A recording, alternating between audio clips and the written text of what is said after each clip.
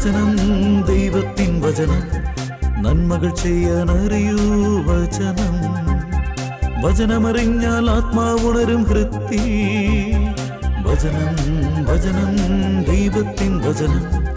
വചനം വചനം ദൈവത്തിൻ വചനം.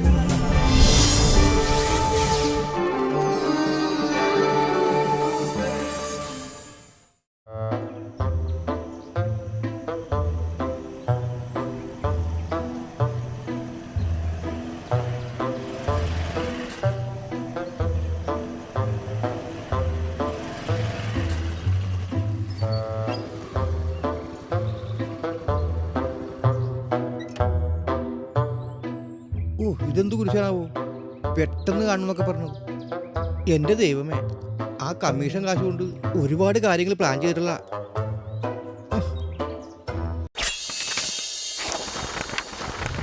ഒന്നിനെക്കുറിച്ചും ആകുലരാകേണ്ട.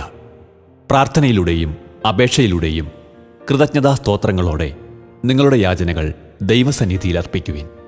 ഫിലിപ്പി 4:6.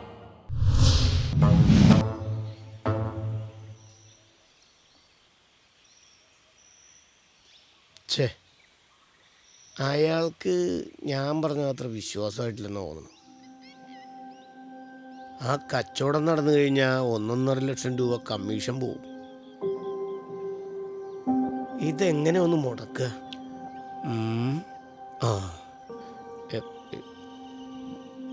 അല്ലേ വേണ്ട, നേരിട്ടല്ല.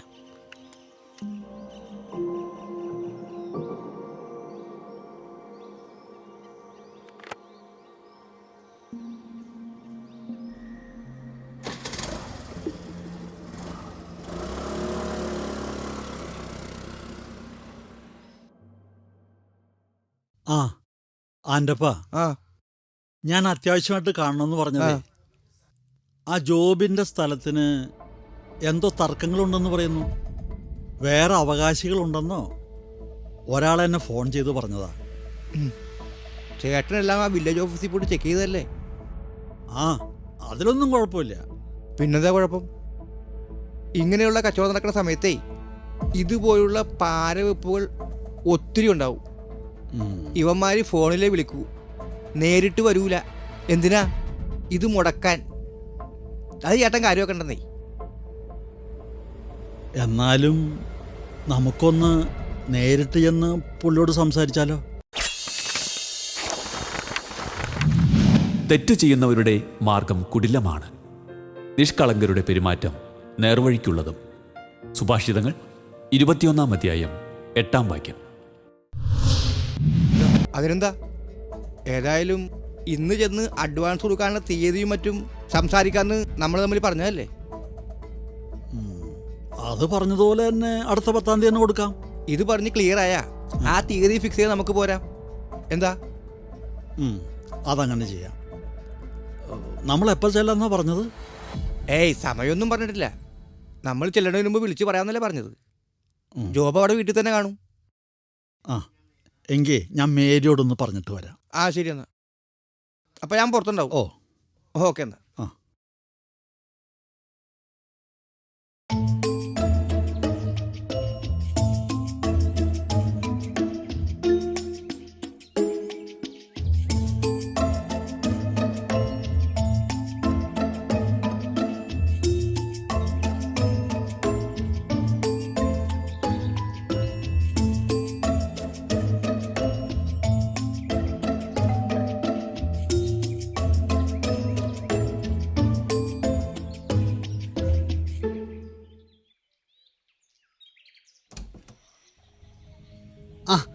എടാ ജോണി, നീ ഇതെവിടെയാ? ഞാൻ ഇവിടെ. അതെ ജോബേ, ഒരു കിടിലം പാർട്ടി വന്ന് ചാടിയിട്ടുണ്ട് നമ്മുടെ ആ 10 സെന്റ് സ്ഥലത്തിനെ. എടാ അതേതാണ്ട് കച്ചവടമായ മട്ടാ. എന്ത് കച്ചവടം? എന്നാ കച്ചവടം ആയിട്ടില്ല, എന്നാലും ഒരു 90% അതായ മട്ടാ. അത് 90 അല്ലേ? ഇത് ഞാൻ കൊണ്ടുവന്നിരിക്കുന്നതേ 100% ഓക്കെയാണ്. സെന്റിന് 4.5 ലക്ഷം രൂപ വെച്ചേ ഒരു ഓസ്ട്രേലിയക്കാരൻ. എടാ ഇത് സെന്റിന് 5 ലക്ഷം രൂപ വെച്ചാ എൻ്റെ ഒപ്പം റെഡിയാക്കിയേക്കണത്. ഒരു വിക്ടറിയേട്ടനെ. ആ എൻ്റെ അപ്പന കൊള്ളാം. പാർട്ടിയൊക്കെ എങ്ങനെയുണ്ടെന്ന് അന്വേഷിച്ച സംസാരിച്ചിടത്തോളം ആൾ ഡീസൻ്റ് ആണെന്നാ എനിക്ക് തോന്നിയത്. അതുകൊണ്ടാണ് ഞാൻ ആ ആധാരത്തിന്റെ ഫോട്ടോസ്റ്റാറ്റൊക്കെ എടുത്ത് കൊടുത്തു വിട്ടത്. അതൊക്കെ കൊടുത്താ? അവർക്ക് രേഖകളെ പറ്റി അന്വേഷിച്ചോട്ടെ. ആധാരം പക്കയാണ്. അപ്പൊ 50 ലക്ഷത്തിന് 3%, 1.5 ലക്ഷം രൂപ അയാൾ കൊടുക്കേണ്ടി വരും. ജോബ് ഒരു 10,000 രൂപ കൊടുക്കൂലേ? 10,000 രൂപയാ? നീ എന്താണ് ഈ പറയണത്?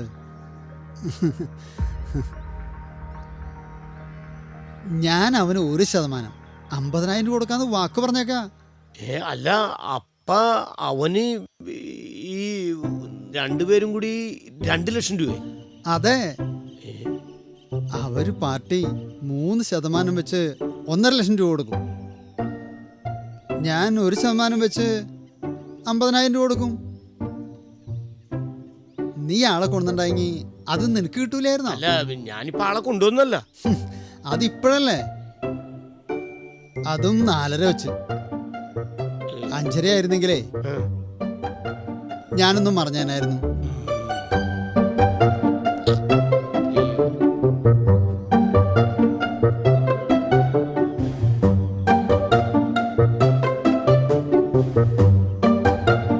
നീ എന്തേ ആലോചിക്കണത്? അതെ, രണ്ടുപേരും കൂടി 2 ലക്ഷം രൂപ കൊടുക്കുന്ന സ്ഥാനത്തെ 50,000 രൂപക്ക് ഈ സംഭവം ഞാൻ ഡീലാക്കി തരട്ടെ. ഒരാള് 25,000 രൂപ വെച്ച് കമ്മീഷൻ കൊടുത്താൽ മതി. അതെങ്ങനെ? വളഞ്ഞ വഴിയല്ലേ, സത്യസന്ധതയില്ലല്ലോ എന്നൊക്കെ ചിന്തിച്ചാ ഈ പണി നടക്കില്ല. സത്യസന്ധത? എനിക്ക് ആ സ്ഥലം സെയിലാവണം. 25,000 രൂപ എനിക്ക് കാശ വലുത്. നീ കാര്യം പറ. സ്വന്തം ബുദ്ധിയിൽ വിശ്വാസം അർപ്പിക്കുന്നവൻ ഭോഷനാണ്. ജ്ഞാനമാർഗത്തിൽ ചരിക്കുന്നവൻ സുരക്ഷിതനായിരിക്കും. സുഭാഷിതങ്ങൾ 28-ാം അധ്യായം 26-ാം വാക്യം. അതായത് നിങ്ങൾ തമ്മിൽ നേരത്തെ പരിചയം ഉണ്ടായിരുന്നെന്നും ഈ സ്ഥലത്തിനെ പറ്റി നിങ്ങൾ നേരത്തെ സംസാരിച്ചിരുന്നതാണെന്നുള്ള കാര്യമൊക്കെ പറഞ്ഞ ഈ ആൻ്റപ്പൻ കോർട്ടിന് പുറത്താ. അതൊക്കെ ആദ്യ കാഴ്ച പറയണ്ടേ? അത് ഞാൻ പറഞ്ഞിട്ടുണ്ടായില്ലല്ലോ. ഇപ്പൊ ഇനി പറഞ്ഞാൽ എന്താ കുഴപ്പം? ആ ചേട്ടന്റെ മകനുമായിട്ട് നീ ഈ സ്ഥലത്തിനെ പറ്റി നേരത്തെ സംസാരിച്ചിട്ടുണ്ടായിരുന്നു പറയണം. അതിന് അയാൾക്ക് മകനുണ്ടെന്ന് എങ്ങനെ അറിയും? ഓഹ് എന്റെ അമ്മോ, എടാ അയാൾക്ക് മകനുണ്ട്, പേര് മനു. ആണെന്നേ. ആ മകന് വീട് വെക്കാൻ വേണ്ടിയിട്ടാണ് ഈ സ്ഥലം വാങ്ങിക്കുന്നത്. അപ്പോ നിനക്കിതൊക്കെ നേരത്തെ അറിയാമായിരുന്നോ? എന്റെ പൊന്നു ജോബേ, നിനക്ക് സ്ഥലം വിൽക്കണം, അതും കമ്മീഷൻ കുറച്ചു കൊടുത്തോണ്ട്, അതുപോരെ? അതെ, ഞാനിതിനെ കാടുകറി ചിന്തിക്കണത്. അതെ, അങ്ങനെ ചിന്തിക്ക്. അല്ല, അപ്പോഴുണ്ട് പ്രശ്നം. അവർ രണ്ടാളും ഒരുമിച്ച് ഇപ്പം ഇങ്ങോട്ട് വരും. അപ്പോ ആ ചേട്ടൻ എന്നോട് ഇതുപോലെ അങ്ങ് ഇടപഴകണ്ടേ? അതൊക്കെ നിന്റെ കയ്യിലിരിക്കുന്ന കാര്യമാണ്. അവര് വരുമ്പോ ഞാൻ അതിനുള്ള ഗ്യാപ്പ് നിനക്ക് റെഡിയാക്കി തരും. ഞാൻ ആൻ്റപ്പനുമായിട്ട് അങ്ങോട്ട് മാറും. അപ്പ ആ ചേട്ടന നമ്മുടെ ട്രാക്കിലേക്ക് നീ കൊണ്ടുവരണം. അയാൾ സമ്മതിച്ചില്ലെങ്കിൽ 1.5 ലക്ഷം രൂപ കൊടുക്കേണ്ട സ്ഥലത്ത് 25,000 രൂപ കൊടുത്താൽ മതി എന്ന് പറഞ്ഞാ അയാള് സമ്മതിക്കും, അത് ഉറപ്പാ. 1.25 ലക്ഷം രൂപ കളഞ്ഞിട്ട് സത്യസന്ധത പ്രകടിപ്പിക്കാനായിട്ട് അയാൾ അത്ര വലിയ സംഭവമാണെന്നൊന്നും എനിക്ക് തോന്നണില്ല. അല്ലടാ, ഞങ്ങൾ നേരിട്ട് ഈ പരിപാടി നടത്തിയെങ്കിൽ ഈ 50,000 ആർക്കാ? ഇത്രയും വലിയ ബുദ്ധി പറഞ്ഞു തന്ന എന്നെ തന്നെ നിന്നെ പുറത്താക്കണം. ഓ എടാ, നീ ആള് ഭയങ്കര സംഭവാ. നിന്നെ സമ്മതിച്ചിരിക്കണ്ട. ശുദ്ധഗതിക്കാരൻ എന്തും വിശ്വസിക്കുന്നു, ബുദ്ധിമാൻ ലക്ഷ്യത്തിൽ തന്നെ ശ്രദ്ധ വയ്ക്കുന്നു. സുഭാഷിതങ്ങൾ 14-ാം അധ്യായം 15-ാം വാക്യം. എടാ, എന്റെ 25-ന് എന്തെങ്കിലും കുറയ്ക്കടാ. ആകെ 25 നീ മുടക്കണത്. ഒരു 5 രൂപ കുറച്ച് തരും. നീ 20 തരണം, മറ്റേ പുള്ളി 25. അങ്ങനെ ടോട്ടലി 45,000 രൂപ എനിക്ക് കിട്ടണം. നീ ഒരു പണി ചെയ്തേ, ആ ചേട്ടനെ വിളിച്ചിട്ടേ നേരത്തെ തന്നെ ഒരു ചെറിയൊരു ഹിന്ദു വേണേ കൊടുത്തേരി. എൻ്റെ ഒപ്പം കൂടെ ഉണ്ടെന്ന് ചോദിക്കണം കേട്ടോ. ആ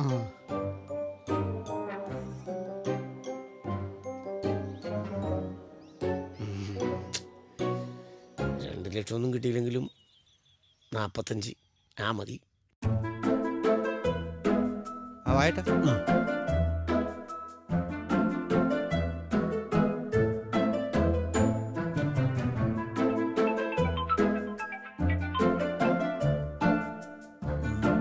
ആ ഇതാ ജോബാണ്. ആ ചേട്ടൻ ഫോൺ എടുക്കേട്ടാ. ആ ഹലോ. ആ ഹലോ വിക്ടർ ഏട്ടാ. ആ ജോബേ. ആ ആൻ്റപ്പനോട് അടുത്തുണ്ടെങ്കിലേ ഞാൻ പറഞ്ഞാണ് കേട്ടാ മാത്രം മതി, ഇങ്ങോട്ടൊന്നും പറയണ്ട. അവന് ചേട്ടൻ 1.5 ലക്ഷം രൂപ കൊടുക്കില്ലേ? ആ ഞാൻ അവന് 50,000. ഓ ഈ 2 ലക്ഷം രൂപ അവന് കൊടുക്കേണ്ട വല്ല കാര്യമുണ്ടോ? നമ്മുടെ മുതലിന് ഇവന്മാർക്ക് എന്തിനാ ഇത്ര കമ്മീഷൻ കൊടുക്കണത്? ആ, ചേട്ടാ ഞാൻ ഒരു കാര്യം പറയാം. ഇത് ചേട്ടൻ്റെ മോനും ഞാനും തമ്മിൽ നേരത്തെ ഉറപ്പിച്ചിരുന്ന കാര്യമെന്ന് പറഞ്ഞാൽ മതി. ഇവിടെ വരുമ്പോ ഞാനത് പറഞ്ഞുതരാം. ആ ഓക്കെ ഏട്ടാ. ഓ എന്താ ഏട്ടാ? അല്ല അത് പിന്നെ നമ്മളങ്ങോട്ട് ചെല്ലല്ലെന്ന് ചോദിച്ചതാ. പിന്നെ നമ്മളങ്ങോട്ട് ചെല്ലണേ ചേട്ടൻ വണ്ടി കയറി. ആ ഓ ഓ.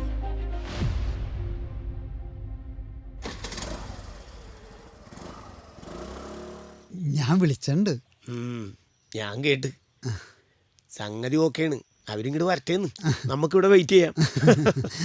എന്നാ ശരി, ഞാനിപ്പോ വരാം. ആ ഓക്കെ.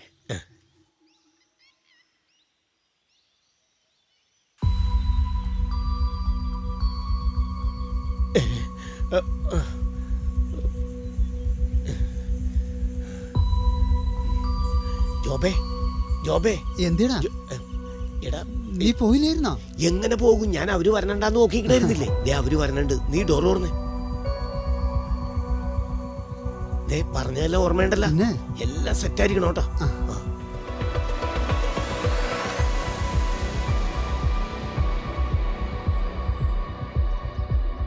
ആ വായട്ടാ. എടാ ആൻ്റപ്പാ. ആ വിക്ടർ ഏട്ടാ. ഓ വായട്ടാ. ആ എടാ ജോബേ, നിന്റെ സ്ഥലത്തിന് വേറെ അവകാശമില്ലെന്നൊക്കെ പറയണ്ടല്ലോ. മാത്രമല്ല അത് കച്ചവടം നടക്കുള്ളൂ. നീ ചേട്ടനോട് ആരാണ്ട് ഫോൺ വിളിച്ച് പറഞ്ഞെന്ന്. ഇത് ആരെങ്ങനെയൊക്കെ പറയണത്? അവനെ ഇങ്ങ് വിളിച്ചോണ്ട് വാ, ഞാൻ പറഞ്ഞു കൊടുക്കാം. എൻ്റെ ചേട്ടാ ആധാരം വായിച്ചു നോക്കിയല്ലേ? അല്ലെങ്കിൽ വിവരമുള്ളവരോടൊക്കെ അതേക്കുറിച്ച് അന്വേഷിച്ച് നോക്ക്, എന്നിട്ട് പറ. ഞാൻ അന്വേഷിച്ചു, എല്ലാം ക്ലിയറാണ്. പിന്നെ അയാളെന്താ അങ്ങനെ പറഞ്ഞെന്നാണ് മനസ്സിലാവാത്തത്. ഈ കച്ചവടം നടക്കാതിരിക്കാൻ കുറെ കരിങ്കാലിപ്പണിക്കാർ നടക്കണ്ടല്ലോ, അല്ലടാ? പിന്നല്ലാതെ ഈ ഒരുത്തൻ നന്നാകുന്നത് വേറൊരുത്തന് ഇഷ്ടപ്പെടില്ലല്ലോ. എടാ ആനപ്പ, എന്താടാ സുഖല്ലേ? ഒന്നുമില്ല, അങ്ങനെയൊക്കെ അങ്ങോട്ട് പോണ്. പിന്നെ കോളടിച്ചല്ല കള. ചേട്ടാ ഒന്ന് വന്നേ, ഇങ്ങ് വന്നേ. ആ ഇത് എങ്ങനെ ഒപ്പിച്ചടാ നീ? എന്താ ഞാൻ പറഞ്ഞതിനെ പറ്റി ചേട്ടാ ആലോചിച്ചോ? നിന്റെ പതനത്തിന് കാരണമാകും വിധം അന്യർക്ക് വഴങ്ങുകയും അരുത്. പ്രഭാഷകൻ 4-ാം അധ്യായം 22-ാം വാക്യം. അതിപ്പോ ജോബ് എന്താന്ന് വെച്ചാ അവനോട് പറഞ്ഞാൽ മതി. എനിക്ക് പറയാൻ ഒരു ബുദ്ധിമുട്ടുണ്ട്. ചേട്ടൻ സമ്മതിച്ച കാര്യം ഞാൻ ഏറ്റു. ഓ ചേട്ടൻ വാ. അല്ല, മോന്റെ പേരെന്താന്നാ പറഞ്ഞേ? മനു. ആ വാ വാ. എടാ ആൻ്റപ്പ, നമ്മളൊരു കാര്യം കൃത്യമായിട്ട് ചെയ്താ അത് ക്ലീൻ ആയിരിക്കും. പക്ഷേ അത് കൃത്യമായിരിക്കണം, മനസ്സിലായ? അതെ, ഈ സംഭവമൊക്കെ നമ്മൾ നേരത്തെ അറിയാണ്ടത് ഭയങ്കരമായിപ്പോയല്ലേ? ഇന്ന് മോൻ ഫോൺ ചെയ്ത് പറയുമ്പോഴാ ഞാൻ ഈ വിവരം അറിയുന്നത്. ഈ സ്ഥലം വാങ്ങുന്ന കാര്യം എനിക്ക് അറിയാൻ വേണ്ടായില്ല. അല്ല, നിങ്ങൾ രണ്ടുപേരും കൂടി ഇങ്ങനെ ചിരിച്ചു കഴിഞ്ഞു കഴിഞ്ഞിട്ടുണ്ടെങ്കിൽ ഞങ്ങളോടും കൂടി പറ, എന്നാലും ഞങ്ങൾക്കും ചിരിക്കാൻ പറ്റുള്ളൂ. അല്ലടാ ആൻ്റപ്പ? എടാ ജോണി, ഈ ചേട്ടന്റെ മോനെ ഒരു 3 മാസം മുമ്പ് ഈ സ്ഥലം വന്ന് കണ്ടുകൊണ്ട് പോയതാ. അപ്പനെ വിളിച്ചുകൊണ്ട് വരാന്ന് പറഞ്ഞു പോയതാ. ആഹാ, അപ്പൊ ഇപ്പൊ നിങ്ങൾ തമ്മിൽ പറഞ്ഞപ്പോഴായിരിക്കും തിരിച്ചറിയണം അല്ലേ? അല്ല, ഇത് ശരിയാണല്ല, ഇത് എന്നോടും പറഞ്ഞിട്ടുണ്ട്. അല്ല എന്താണ് ആ ചെറുക്കന്റെ പേര്? മനു. ആ മനു, അത് തന്നെ. ആ മനു പറഞ്ഞ കാര്യം ഇപ്പോഴാണ് മനസ്സിലായതല്ലേ? എന്നിട്ട് ആ മനുവിന്റെ അപ്പനാണ് ഈ വിക്രേട്ടൻ എന്ന് ഇപ്പോഴാണ് ക്ലിയർ ആയതല്ലേ? ഈടാ ആൻ്റപ്പ, ഈ പരിചയക്കാർ തമ്മിലാണ് നീ കച്ചവടം നടത്തിക്കണത്. എടാ, ഇത് അവര് നേരത്തെ ഉറപ്പിച്ചു പോയ സംഗതിയല്ലേ? അതൊക്കെ നീ കയറി ഇടപെടേണ്ട വല്ല കാര്യം ഉണ്ടാണ്. എന്താടാ അതെ ആൻ്റപ്പ, മോൻ 3 മാസം മുമ്പ് ഒന്ന് കണ്ട് ഇഷ്ടപ്പെട്ട് ഉറപ്പിച്ച സ്ഥലമായിരുന്നു. അതെ, ഇപ്പോഴും പറയുന്നതെന്ന് മാത്രം. അതെനിക്കറിയില്ലായിരുന്നു ചേട്ടാ. എങ്കിൽ ഞാനങ്ങോട്ട് ചെല്ലട്ടെ. ഓ ശരി എന്നാ. ഓ ശരിയടാ, ഓക്കെ.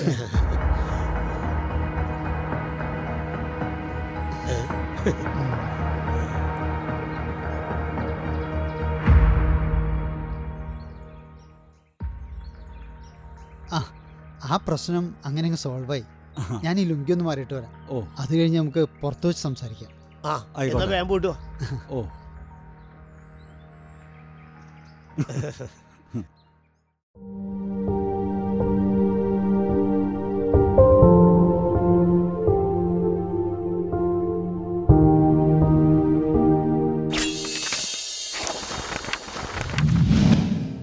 ഹൃദയം നുറുങ്ങിയവർക്ക് കർത്താവ് സമീപസ്ഥനാണ്, മനമുരുകിയവരെ അവിടുന്ന് രക്ഷിക്കുന്നു.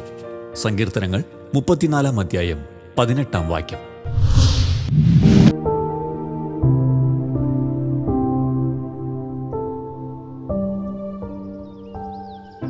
അപ്പൊ ചേട്ടാ, നമ്മളെല്ലാം പറഞ്ഞുറപ്പിച്ചതുപോലെ തന്നെ. ഓ അല്ല, നീ എന്താ അല്ല, ചിരിച്ചത്? ചേട്ടൻ്റെ മോനെ ഞാൻ കണ്ടിട്ട് പോലുമില്ല. ഞാൻ ചേട്ടൻ്റെ മോനായിട്ട് ഈ സ്ഥലം കൊടുക്കാമെന്ന് പറഞ്ഞുറപ്പിച്ചു എന്ന് പറഞ്ഞോർത്തപ്പോൾ ചിരിച്ചു പോയതാ. ഓ ഇവന്റെ ഒരേ കൊനിഷ്ഠ ബുദ്ധികളെ. എടാ, നിനക്കെന്തൊരു സന്തോഷമില്ലാത്ത? വിക്രേട്ടാ, ആ അതെ, നിങ്ങളൊരു 1.5 ലക്ഷം രൂപ മുടക്കേണ്ട കേസാണിത്. ആ സ്ഥാനത്ത് 25,000 രൂപയാണ് മുടക്കണത്. അതുകൊണ്ട് എന്നെ ചെറുതായിട്ടും കൂടി ഒന്ന് കാണണം. അത് ശരിയേട്ടാ, ഒരു 5-10 കോടി കൊടുത്താലും ചേട്ടനൊരു നഷ്ടമില്ല. ശരി, ഞാൻ 10 കൂടെ തരാം. ഇപ്പൊ നിനക്ക് സന്തോഷമായില്ലേ? അപ്പൊ ചേട്ടാ, നമ്മള് വരുന്ന 10-ാം തീയതി അല്ലേ അഡ്വാൻസും കാര്യങ്ങളൊക്കെ കൊടുക്കുന്നത് അല്ലേ? അല്ല, അത് മോനുമായിട്ടൊന്ന് ആലോചിച്ചിട്ട് പറഞ്ഞാൽ പോരെ? എന്തിനാണെന്ന് ആലോചിക്കണത്? അത് ഈ ആ ഫോൺ അങ്ങോട്ട് എടുത്ത് വെച്ചിട്ട് ചേട്ടൻ അങ്ങോട്ട് വിളിച്ചേ. ഇതൊക്കെ ഇത്ര വലിയ ആലോചിക്കാൻ എന്തുട്ടായിരിക്കണത്? ഒന്ന് വിളിക്കേട്ടാ. പിന്നല്ലാതെ.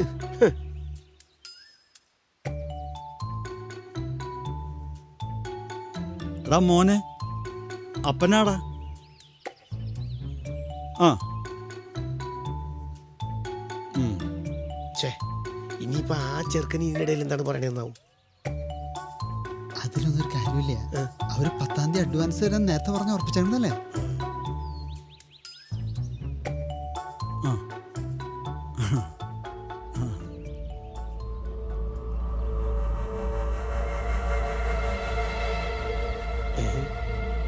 എന്താണ് പണിവാളിയ? അതെന്താ നീ അങ്ങനെ പറയണത്? അല്ലെന്ന്, ആ ചെറുക്കന് ഇനി വല്ല മുടക്കോലും പറയൂ. നീ വെറുതെ നെഗറ്റീവ് അടിക്കാതിരിക്കും.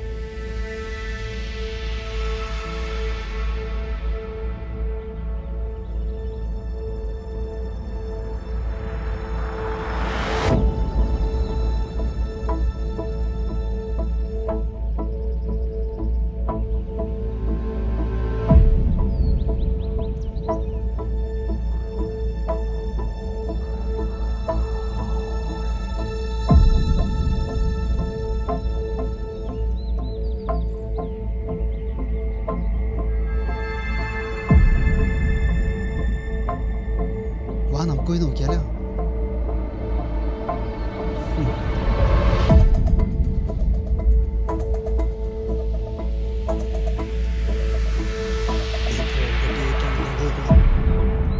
നമ്മളെന്തേലും ചെയ്യണോ?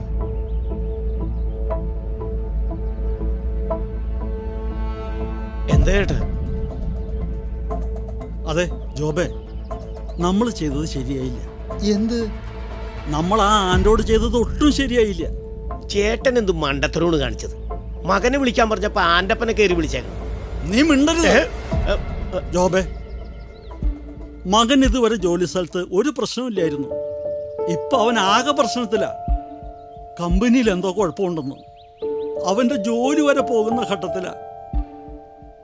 ദേ ചേട്ടാ, ചേട്ടൻ വിശദമായിട്ട് മകനോട് ചോദിക്ക്, എന്നിട്ട് നമുക്ക് അവിടെ ചെന്ന് പറഞ്ഞ് സോൾവ് ചെയ്യാന്ന്. ദേ ഒന്നുകൂടെ തന്നാണ്ടല്ലോ. ഏ, നിന്റെ ഈ വക ഉണക്ക കുനുഷുബുദ്ധി അവിടെ ചെലവാവില്ല. ഇത് IT മേഖലയാണ്. ഞാൻ ആൻ്റപ്പനോട് ചെയ്ത നെറികേടിന് ശിക്ഷ കിട്ടിയത് എൻ്റെ മകനാണ്. ജോബെ, ഈ കച്ചവടം നടക്കണമെങ്കിൽ അവൻ ആൻ്റവുമായിട്ടുള്ള ഡീലിലേ നടക്കൂ.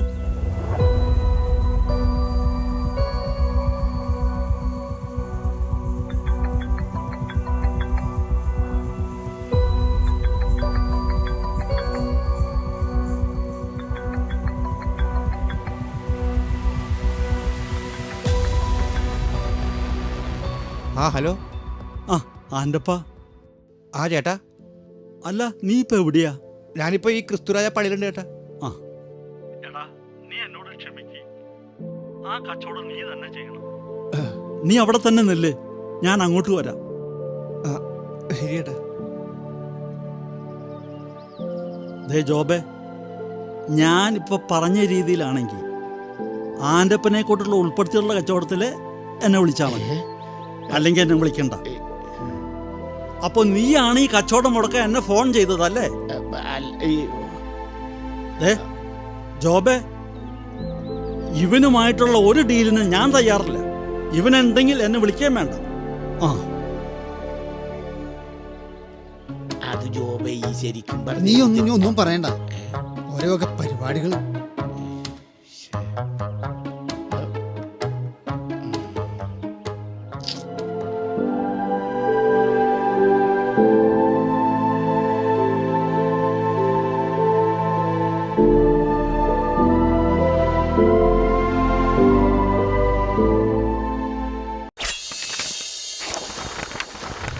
നിങ്ങളുടെ ജോലി എന്തുതന്നെയായിരുന്നാലും മനുഷ്യനെയല്ല ദൈവത്തെ സേവിക്കുന്നതുപോലെ ഹൃദയ പരമാർത്ഥതയോടെ ചെയ്യുവിൻ. കൊളോസോസ് 3:23 നിങ്ങളുടെ വിലയേറിയ അഭിപ്രായങ്ങളും നിർദ്ദേശങ്ങളും ഞങ്ങളെ അറിയിക്കുക. ദി പ്രൊഡ്യൂസർ, വചനം പറയുന്നത്, divine vision, divine retreat centre, Muringoor PO, Chalakudy 680309. Phone 8891952600. Email വചനം പറയുന്നത് @gmail.com.